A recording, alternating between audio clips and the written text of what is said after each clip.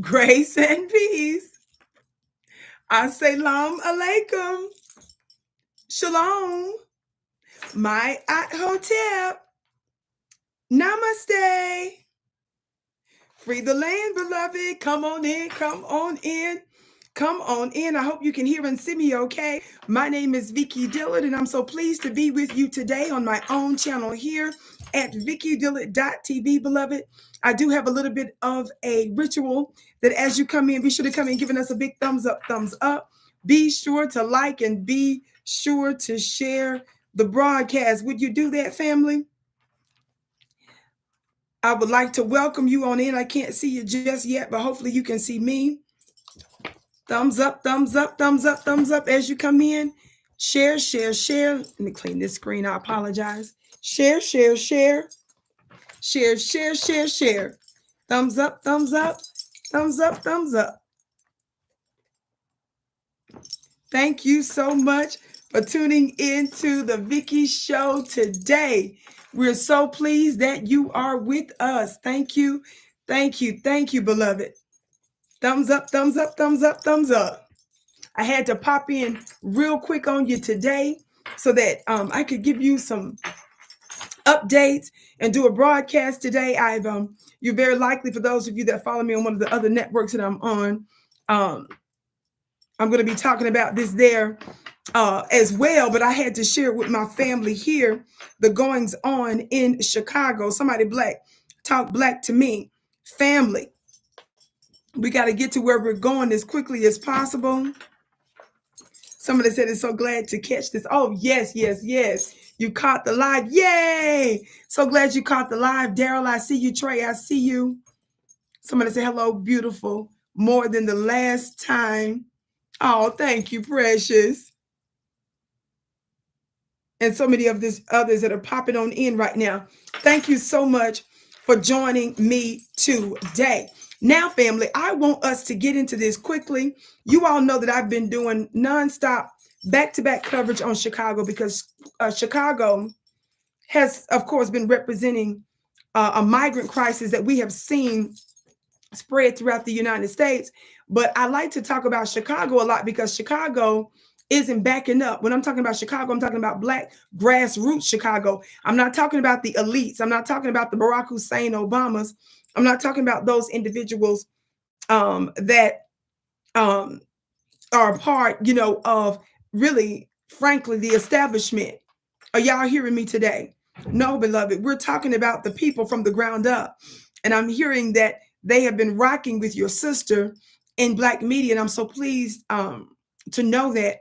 And quite frankly, when I start my tour, inshallah, in due course, I look forward to making sure that one of the cities that we hit up is Chicago. Yes? Trying to fix my dress, family. Thumbs up, thumbs up, thumbs up, thumbs up, family. Share, share, share. Now, I want you all to keep in mind, look, well, first of all, let me show you this article real quick. You all know, some of you might be aware that Chicago just passed another big package for migrants out there, right? And you all know that Black folks, we're the sweetest, most loving, kindest people on the planet.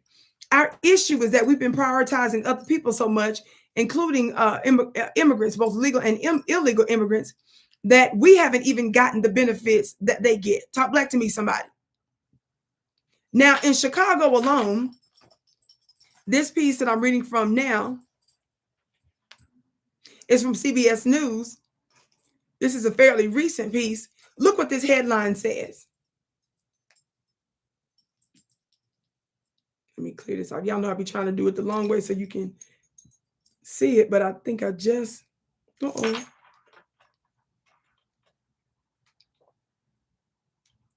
I just accidentally cleared it out. Okay, here we go.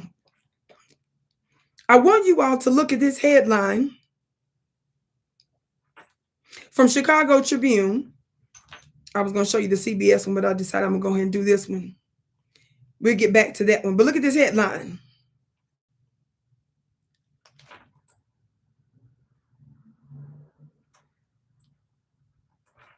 Actually, no, I'm not going to do that one. I'm going to go back to the one. Thumbs up, thumbs up, thumbs up, thumbs up. Share, share, share.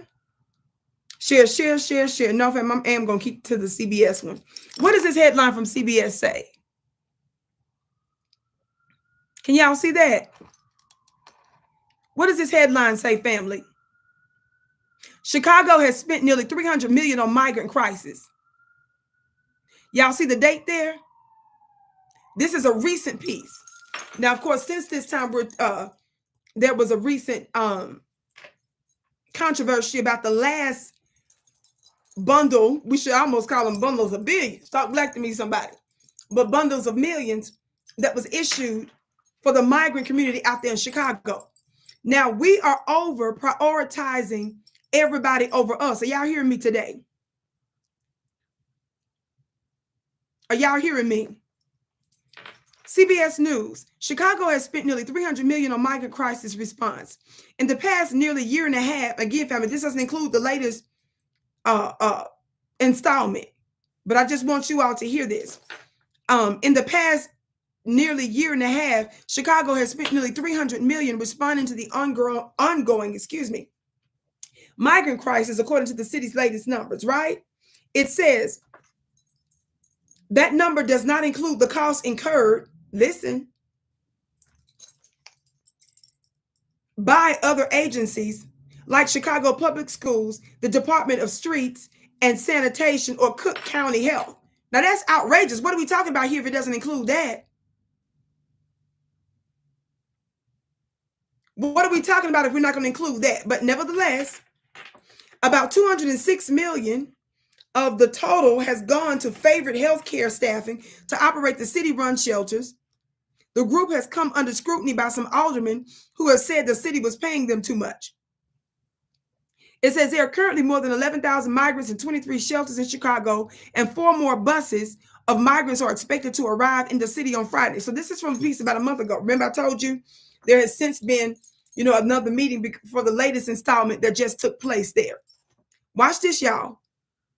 Questions over how the city would be able to cover the cost of housing and treating migrants have persisted since the first buses began arriving in the second half of 2022. The state of Illinois and Cook County has last month announced another $250 million to help the response.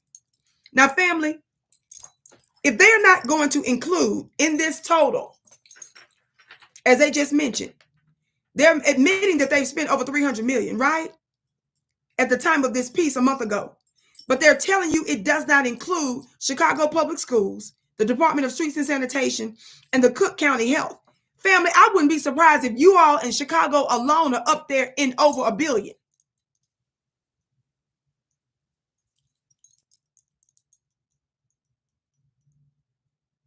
They playing with us.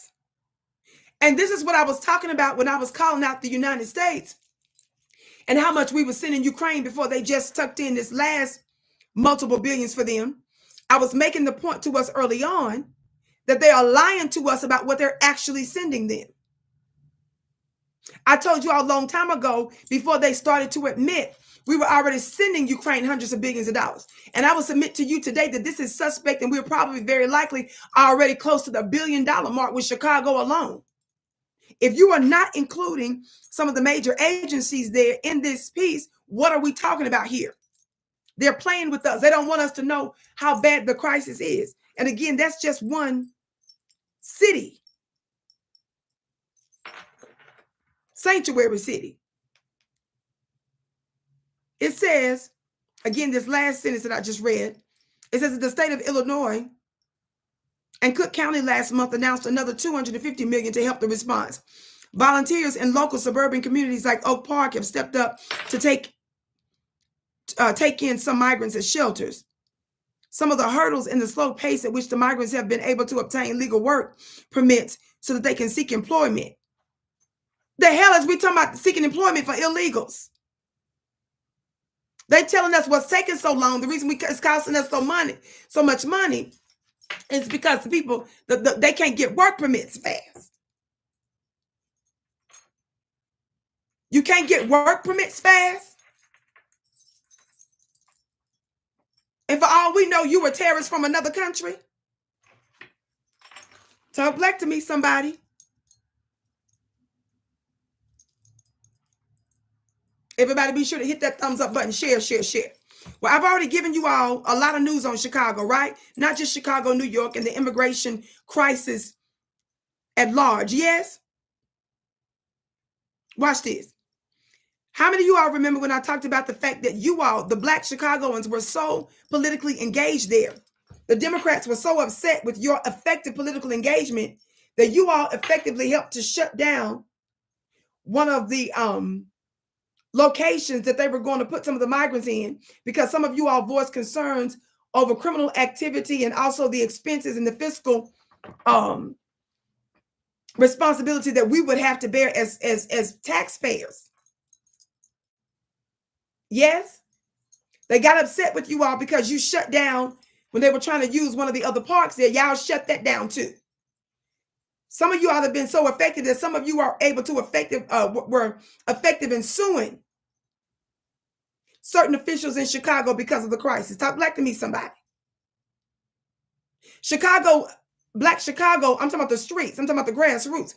You all were so effective that you were showing up nonstop to most of their city council's meetings. I mean, to the tune of they had to use multiple floors to house you all. They were so intimidated by your presence and your intelligent inquiry and holding your lawmakers accountable that they changed the rules, told black folks, the Democrats in Chicago who run the Democrats who run Chicago, your Democrats who told you that if the Republicans instituted IDs for voting, that was illegal, that was unrighteous or wrong rather. Those Democrats who told you that the Republicans are racist if they tell you to have your ID to vote, those Democrats were the ones who told you that you needed an ID, a government issue ID, to attend the meetings. Those same Democrats said, guess what? From now on, before you come to the meetings, you got to register in advance so we can scrutinize you before you come. Those same Democrats restricted some of you all from having direct access on the first floor where the lawmakers were when the meeting started. Now, of course, some of those policies that Brandon Johnson, the mayor in Chicago, initially proposed, he had to rescind because one of the government watchdog agencies contacted them to let them know that those policy changes were likely illegal.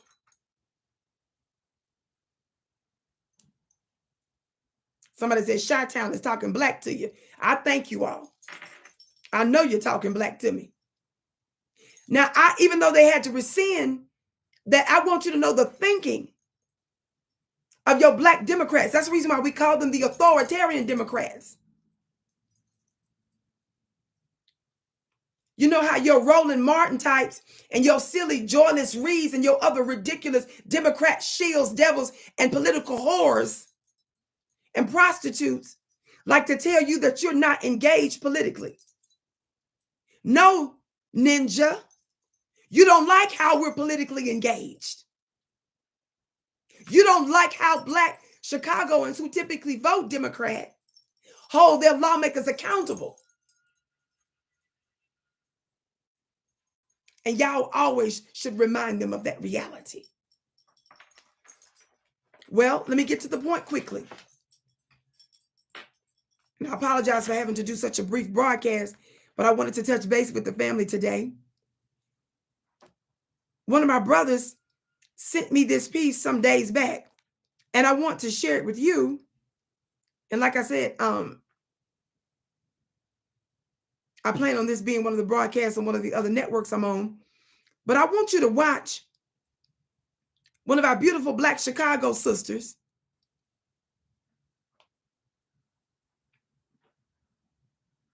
among other Black citizens and other citizens in Chicago.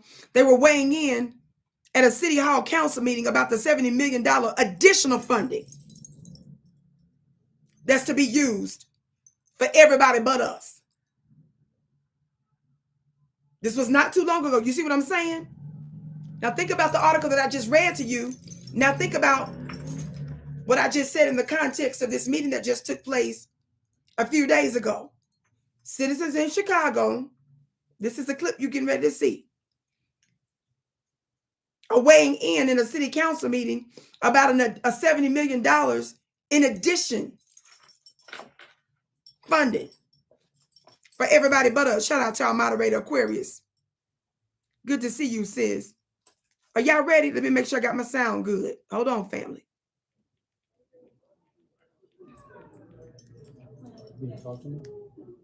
So Christmas is coming early this year.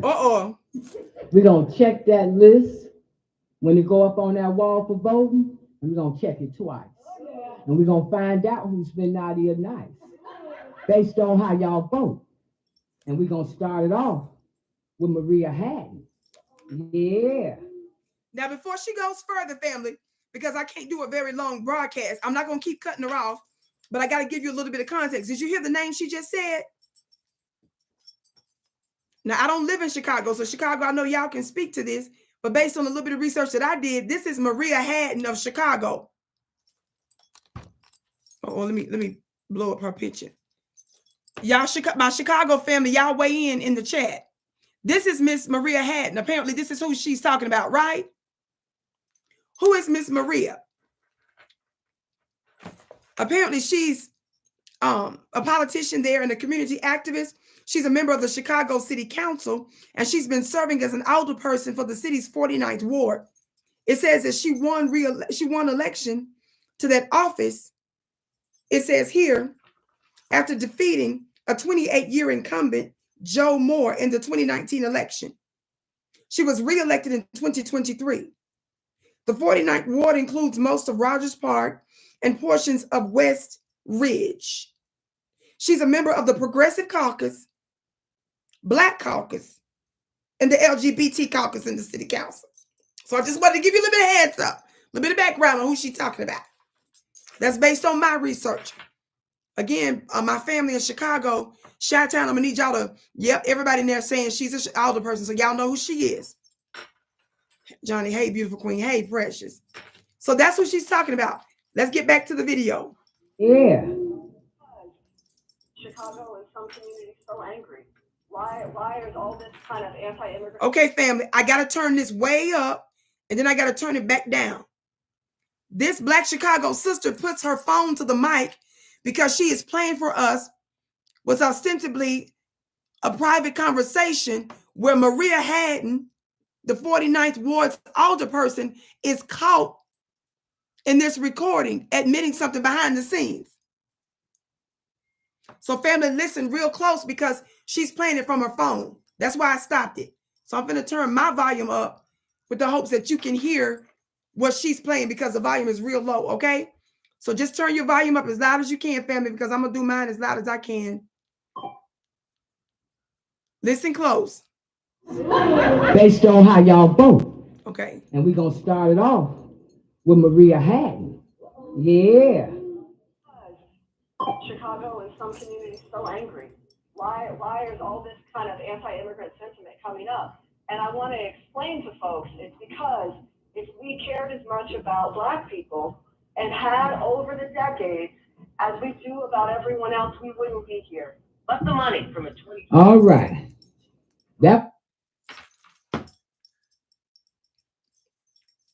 Did y'all catch that? Did y'all catch that? Did y'all catch that? The sister came up there talking about how Christmas is about to be early, pulled out the phone and played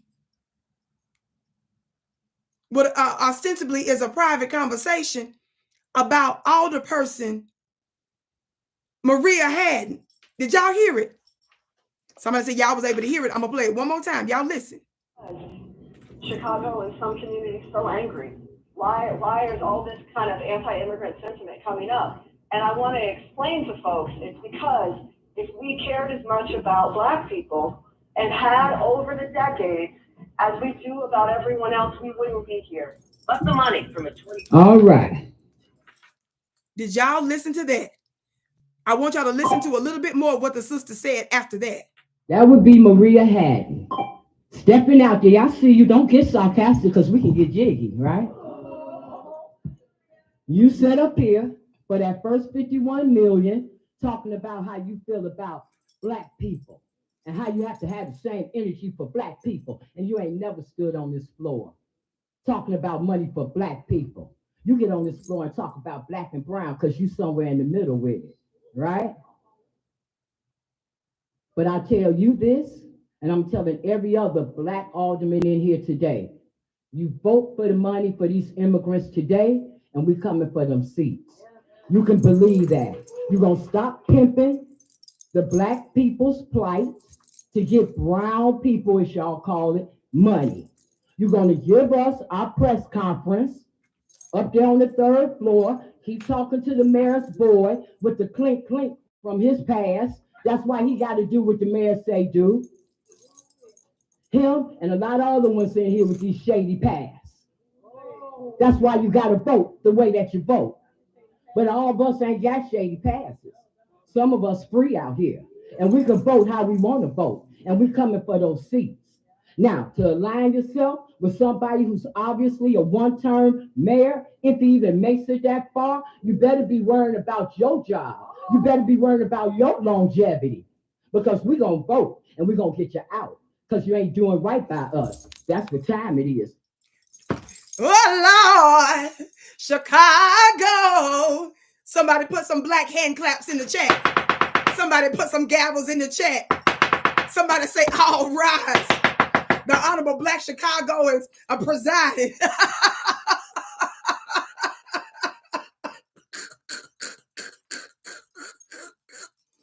Now, your Black politicos, your Black talking heads tell you that Black folks are not engaged politically. No, baby, you don't like how we're engaged. She said we gonna vote. They showing up to all the meetings. They giving you the playbook. They telling you what to do. They letting you know we finna come vote and vote out of you, and vote you out. Did she tell the mayor? She said, one-term president, she said, if you make it to that. Then she turned around and told the altar people, you better be worried about your seats. Then she put Maria on blast because she was showing you that behind the scenes, you know you screwing us. Behind the scenes, you know you're prioritizing them folks over us. Behind the scenes, you tell you and all your colleagues that you know y'all don't care about Black people like you do everybody else, and you're fronting in public. She also called out Maria Haddon and say, behind the scenes, you know what the problem is. Behind the scenes, you prioritize them. But she said, but you don't use your floor to come speak for Black issues. Oh, Lord.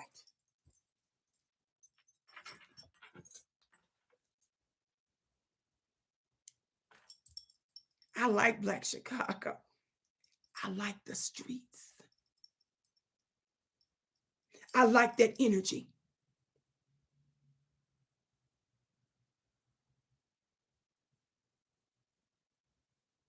I heard about that ghost on the store that Chicago is starting to recall, a petition to recall the mayor. I also was, based on some of my findings, it seems that they're saying that doing a recall on him is basically illegal and not really possible, but folks are still trying to change the law anyway. That's what I heard.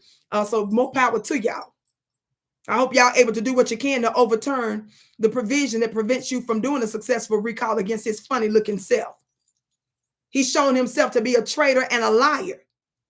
He's shown himself to have used Black folks to get to where he is today so that he could use his power for everybody but you. Somebody say, all rise for Chicago. Mad kudos to Chicago. Mad love to Chicago.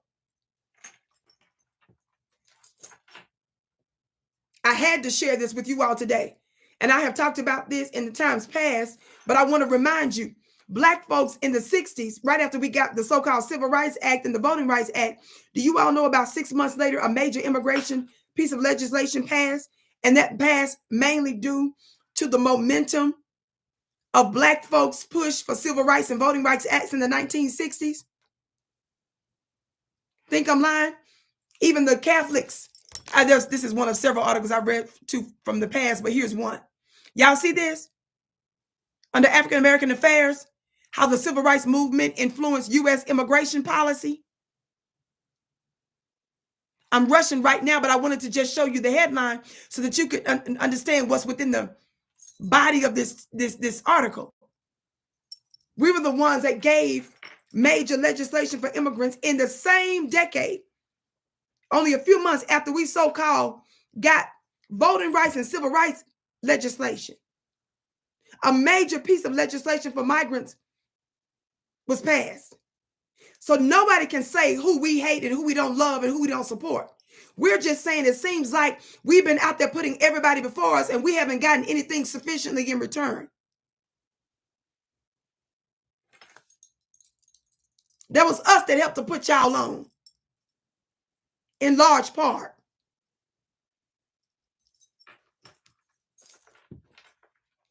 By the way, family, we only have a handful of my magazines left. So be sure to go to the website. The link is above. In fact, Aquarius, my moderator, she's putting information in the chat as well. She's putting my Cash App and my website information in the chat. I'm going to pin it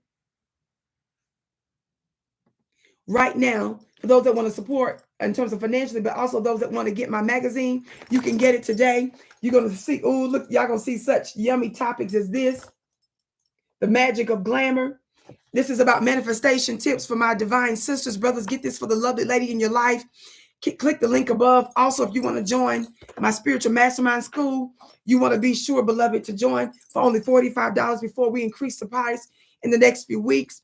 Get it while you can. We're going to grandfather and grandmother those who get in at the $45 price. You're going to keep that price when we raise it in the future. Yes. So I don't want you all to ever forget that.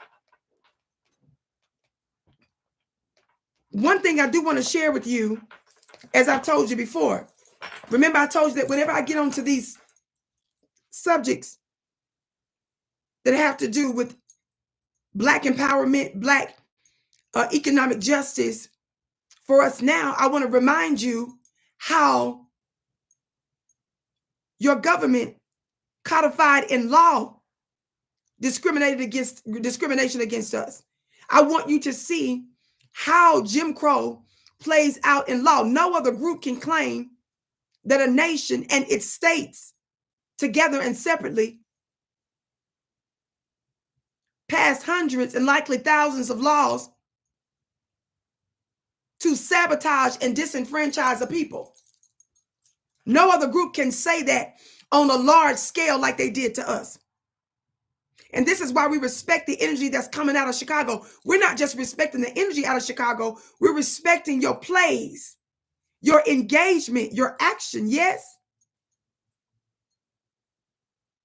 And hopefully we're going to see a lot of you Chicagoans in Washington, D.C. I'm going to be one of the speakers at our brother Tariq Nasheed's reparations rally that he's putting together in Washington, D.C. Baby, we're going to the nation's capital.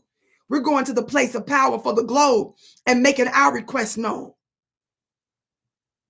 We who are the true founding fathers and mothers of this country. For more information, family, just go to rallyforreparations.com. The number 4, use the number 4, rallyforreparations.com for more information. Yes.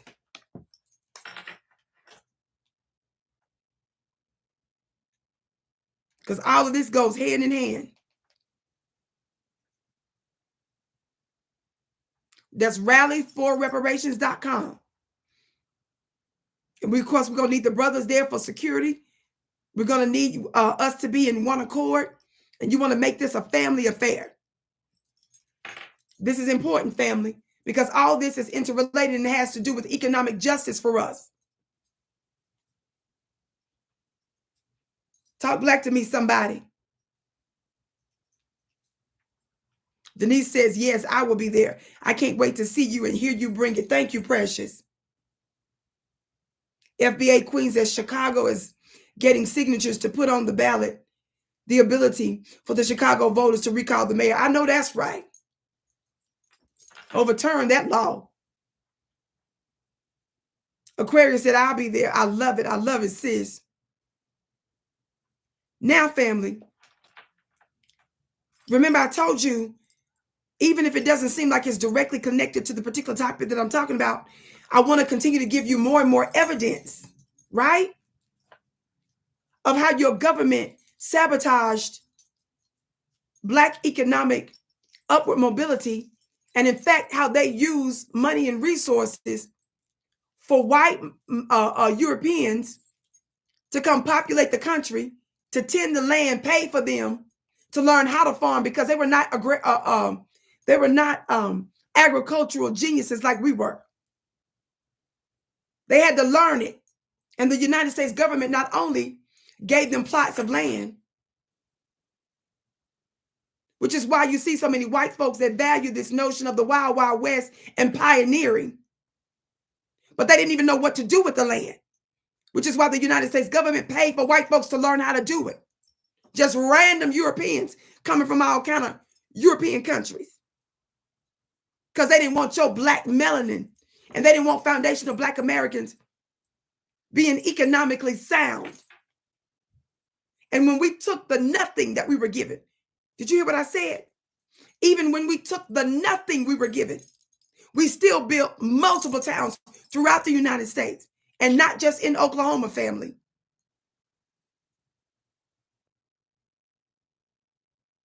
We were able to do that because we were the builders of America. What did America do? Out of jealousy, when we said, forget integration, forget y'all then. You lied about the 40 acres and the mule. You lied about our reparations. We built thriving towns and cities. And what did America do? She dropped her first bomb on Black American towns because she was jealous of our achievements. Minding our own black business. Don't you ever forget that.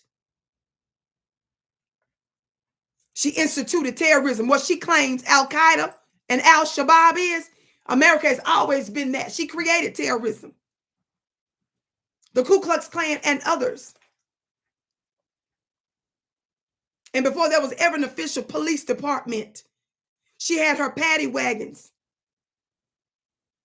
and others that not only meant to catch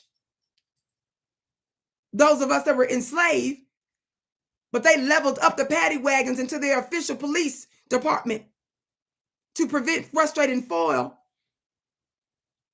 us living in peace and having our own towns and cities.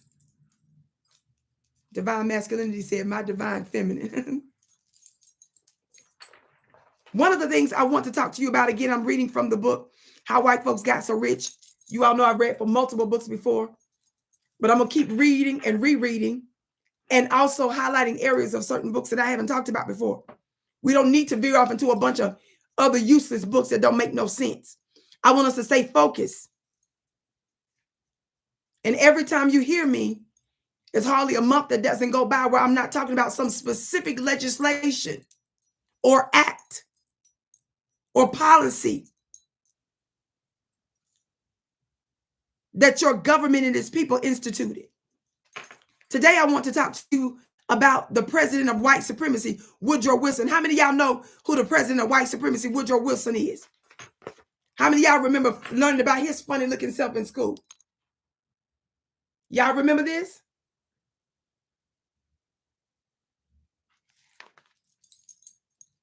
Yes, family, keep giving Chicago props. Family, I got to be very quick here, okay? What do I want you to know and be mindful of? Talk back to me about Woodrow Wilson. During his White House tenure from 1913 to 1921, President Woodrow Wilson established racial segregation as official United States government policy. This included the wholesale firing of blacks in government positions throughout America and replacing them with white folks.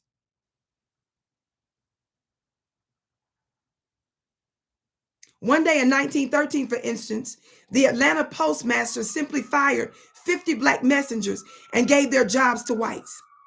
When questioned, he did not attribute the mass firing to any lack of performance by the blacks. He said that the whites had families to support. The 50 affected black men and their families had no recourse, and the white replacements had to demonstrate no qualification other than their white skin tone, other than their skin color. Major newspapers harassed blacks who held prominent positions until they were removed. Did you all catch that? White media in the early 20th century, that's the 1900s, which includes technically the early 20th century, they used media to pressure Black folks who at that time were holding government jobs.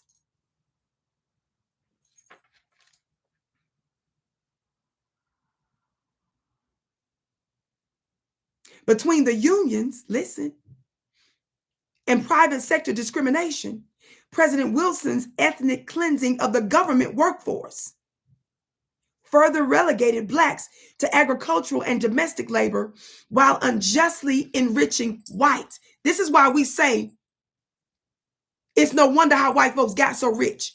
And it's not because they worked hard. It was, in fact, because they were hardly working.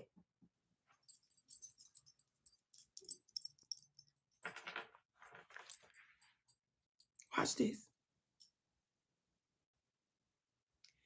I'm going to talk about another element of this. Public education, the fourth R, racism. I'm still talking about Woodrow Wilson. Having been president of Princeton University, did you all know that he was president of Princeton University? Woodrow Wilson? Woodrow Wilson is considered the most intelligent of the U.S. presidents. Y'all got to see how white supremacy view themselves. They are thinking to laugh at, boy. Y'all listen. Having been president of Princeton University, Woodrow Wilson is considered the most intelligent U.S. president. Watch this, y'all. But his public education policy was categorically wicked. He declared, and I quote, y'all listening? "We want a class of persons to have a liberal education."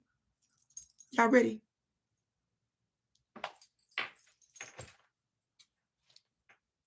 And we want another class of persons, a very much larger class of necessity in every society, to forego the privilege of a liberal education and fit themselves to perform specific, difficult manual tasks. That very much larger class was, of course, Blacks, whose public schooling over the last century ensured they will fulfill the inferior role. Of the 15 states that spent the least on education, 14 were in the South, where most Blacks live. Only 1 in 7 libraries in the South allowed Blacks to enter. In the 1930s, the only school in the Judah P. Benjamin School District in New Orleans was for whites only. Y'all ain't ready for where I'm getting ready to take you right now. Despite the fact that only 77 of the 1,292 school-aged children in the district were white, economic necessity required that Black children be in the fields alongside their parents, picking cotton every day.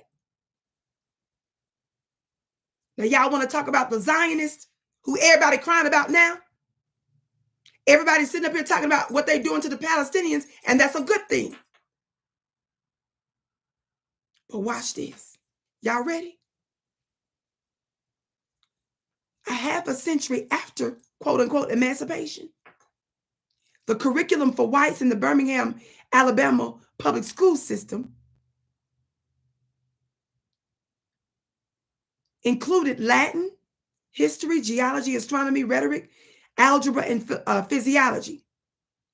The city's colored school system was created, y'all ready, and controlled by the city's rabbi. God, y'all ain't ready. Who was also B'nai B'rith official, and it focused solely on manual training. In the early 1900s, the expenditure for each Black student in Atlanta was $1.71 compared to $15 for white students. Atlanta School Board President Hokie Smith declared in 1909 that the future of Georgia requires, quote, "There should be no illiteracy among the white children. I do not mean any unkindness to the Negro children by this discrimination, but I do not believe instruction from books, except of a simple character, is of any benefit to a considerable portion of them."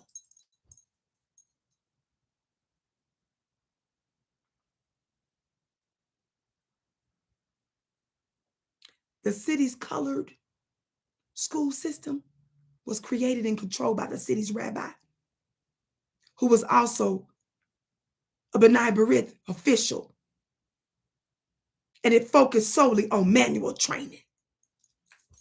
Go run research that. This is a part of the history that they want Black folks to keep quiet when we talk about how everybody from every religion is responsible for the undoing of Black folks. You don't, this is the reason why whenever they start to talk about their religion, when they start to talk about their political affiliation, they're the ones who want to talk about that they're this and that, because they don't want us to identify the white supremacists in all of them.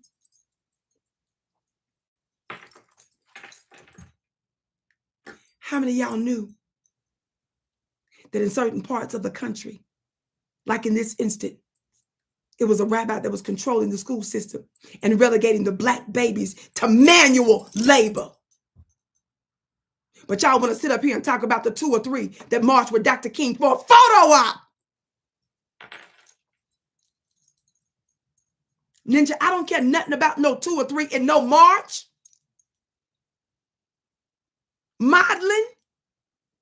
Let's talk about the catastrophic effects in real time when it comes down to policies, institutions, and legislation.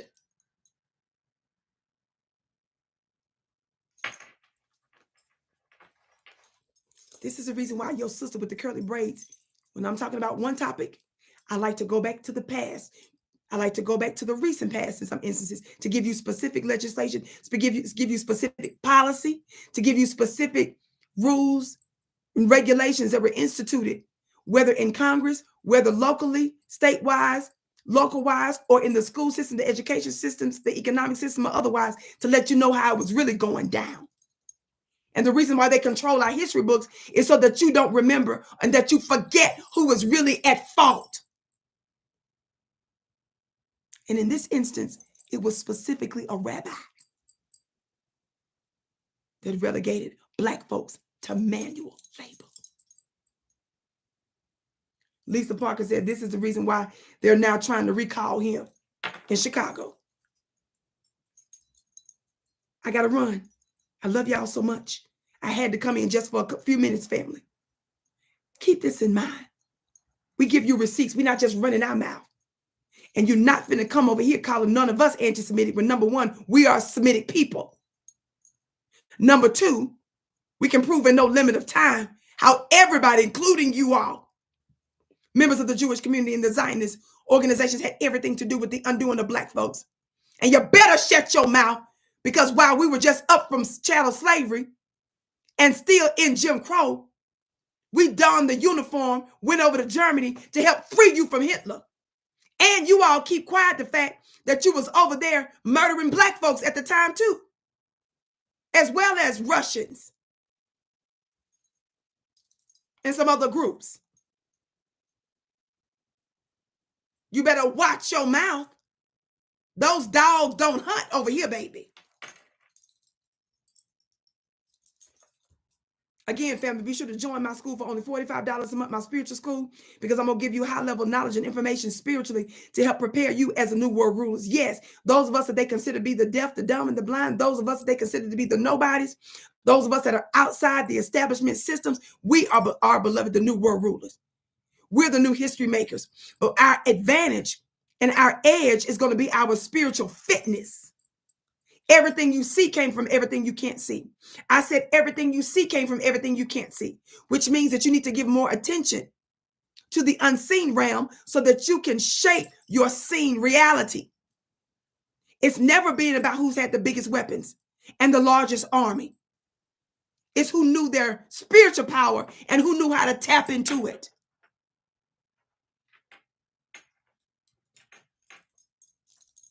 If you just came in or you came in late, be sure to watch the entire broadcast. Beloved, don't forget to share, like, comment, and subscribe. I love you so much. I can't wait to see you again.